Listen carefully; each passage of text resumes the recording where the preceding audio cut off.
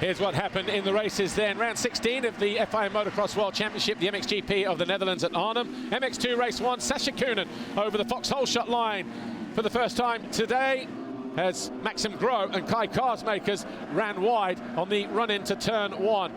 Camden McClellan was there in second position. Ferrez around the outside of him in third, but he also had a bit of a challenge from the rider in orange, Julius Mikela, on the Osichka KTM.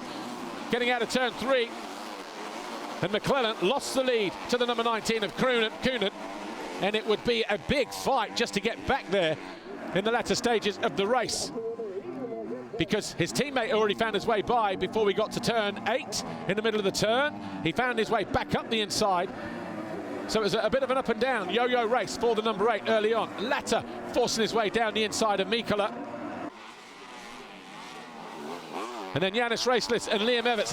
Everts started around about 10th place. He made this move on the Yamaha Latvian man as he searched for a maybe top 3, top 5 position. And then Latter eventually just started to fade back to an eventual 5th place as Janis Racelis got second win. He found his way past the number 1 of Simon Langenfelder. That was for 6 with just a couple of laps to go. But all eyes on the battle here. This was just before the 2-lap board went out. Sascha Koenen folded the front in the same place where he folded the front in the qualifying race, which cost him the win. That handed the lead to the number 8, Camden McClellan. It was McClellan who went on to win comfortably in the end. The first race here from Sascha Koenen, Ferrez, Everts, Latter and Janis Racelis, your top 6. And the last dance from Malle en dansen.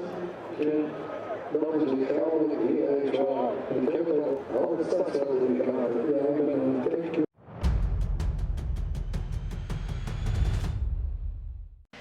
MX2 race 2 here. Liam Everts over on the far right-hand side on the number 26. He thought he'd bagged the Vauxhall shot, but it was Simon Langenfelder who was first over the line for the 6th time this year. Everts emerged in second. Nike Korsbeck, a Swede, emerged there in third, but not for long. He was eventually pushed down the order as Perez came through, the championship leader, on the number 99. Koenen was behind him. Then one of the Monster Energy Yamahas, one of the Racialist brothers. But Camden McClellan was a little bit further back. Everts took over the lead on the opening lap from Simon Langenfelder. And from there, he tried to establish himself at the head of the field. Championship leader found his way around the outside of Langenfelder to move into second. Koenen was right there in 4th place, and then he made this pass and almost had both riders crashing through the next chicane as he tried to make a move on Ferrez. Remember, these two, 1st and 2nd in the championship standings at the moment. Eventually, he forced his way down the inside. Ferrez tried to get back underneath him, couldn't find a way through, but there was more to that story at the end of the race. McClellan did find his way past his teammate. He moved up into 3rd position after he found his way past Koenen. Then 2nd with that pass on the Belgian. Then he went after Everts. The fans were on their feet. All of a sudden we had 3 riders fighting for 2nd position in the form of Koenen and Ferrez. That was Ferrez launching his way back past the Belgian to gain another vital 2 points at the top of the championship. This was the final turn. That's how close it was between the 26 of Everts and the number 8 of Camden McClellan. Everts, your winner from McClellan, Ferrez, Koenen and Racelis. Your Grand Prix finishes with McClellan, Everts, Ferrez, Koenen and Carlos Racelis on the podium and your top 5.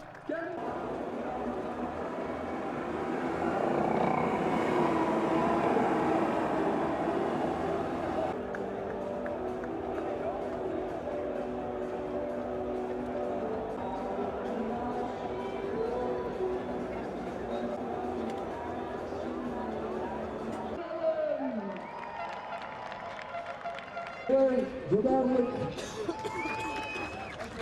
de heer.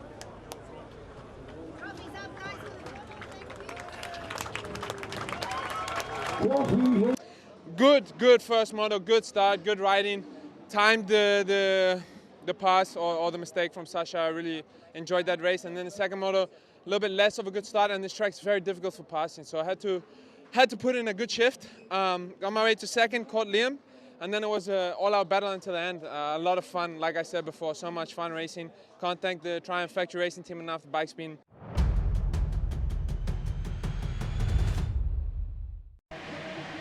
MXGP race 1 here. The 2 favourites over on the right-hand side, both in orange, Hurlings and De Wolf elbow to elbow, and it was the 16 of Tom Vial who crossed the Vauxhall shot line for the 9th time this year. Hurlings was second, De Wolf was third, Geiser fourth, Fernandez in fifth. But by the time we got to turn 3, Hurlings had already found their way past here, but then almost threw it away. He comes in, washes the front end, now has a big swap, goes for a bucking Bronco rodeo ride. He emerges in second and then third as De Wolf just inches by, and that was a critical move by the number 74 on the Nissan Husqvarna. Both riders then went after Tom Vial. Kai De Wolf found his way past to take over the lead, and as we came back in the opposite direction, Vial had already looked across, seen his teammate there and said, you know what, you just get on with it. So then we had a Dutch 1-2, De Wolf and Hurlings providing the fireworks. Geiser found his way around the outside of Vial to move into third, which is where he would finish. 44 seconds off the lead. Hurlings tried on several occasions, but to no avail until this move here on lap 14. He got better drive coming out of the turn through the waves.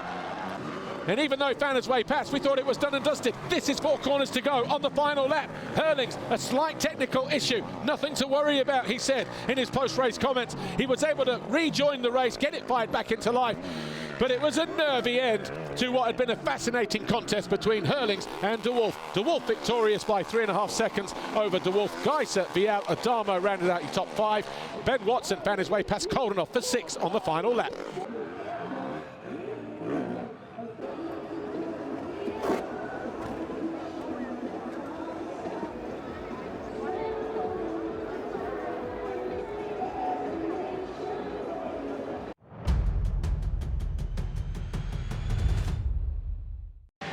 MXGP Race 2, Jeffrey Hurlings and Kai De Wolf, the main protagonists from Race 1.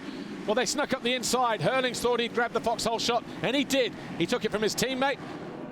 Just up the inside, Glenn Koldenoff, Kai De Wolf, and Tom Vial right there as well alongside them. Vial quickly getting back into second position through the next couple of corners. Koldenoff just getting pushed back on the first few corners here. Geiser just behind them on the 2-4-3. Him and Tom Vial both eyeing up a podium, third overall potentially as the race went on. De Wolf there had a slight bobble behind the 16 of Vial, but he managed to get himself back in line, back on 2 wheels. And as Hurlings tried to disappear, guess what? On this opening lap, Kai De Wolf was not hanging around. He found his way past Koldenoff and then went after De Wolf here, after Tom Vial, and that was him going from 4th to 3rd to 2nd in the blink of an eye. As the race went on, Roman Fevre found his way past Adamo. That was for 7th on lap 9. That's where he would finish. Ruben Fernandez fell, and he would eventually come home a little further down the order. Sorry, in 7th. Yeah, Fevre was in 5th. Vial then got caught and passed by Geiser, who went outside, inside, cut back. That was for 3rd in the race and 3rd overall in the Grand Prix. And then just as we were about to get that grandstand finale, De Wolf went down hard. He picked himself up. He had about 50 seconds in hand over 3rd place Vial. He rejoined the race to finish in 2nd, and it was an easy cruise to the line in the end for Hurlings. De Wolf 2nd, Vial 3rd, Koldenoff 4th, Fevre 5th. The podium here in Holland was Hurlings, De Wolf and Vial. Geiser and Koldenoff, your top 5.